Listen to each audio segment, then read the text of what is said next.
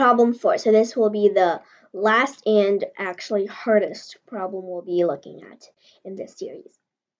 As shown, diagonal BD splits quadrilateral ABCD into 2 triangles. AE and CF are each of the heights of those 2 triangles. Their lengths are both 6 centimeters, while EF equals 5. So find the area of quadrilateral ABCD. Well, we have some lengths over here, but we're not quite sure about the area. So over here, I'm gonna connect the diagonal AC. So as long as, because do you still remember we first need to make sure that this quadrilateral right here is a rectangle. So a rectangle means that where these two, the point where these 2 diagonals meet, I'll call that O. OD and OB are equal, and OA and OC are equal.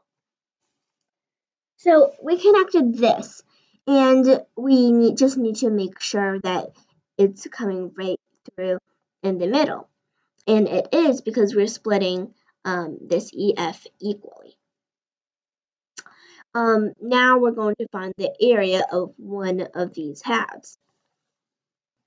But so after we have this diagonal here, how can we figure out its length? Because if we know the length of this diagonal, we would solve everything. So what I'm going to do is construct a right triangle right here, and I'm going to, in this point right here, I'm going to call it A prime, and this is a right triangle, so that's it over there. Okay.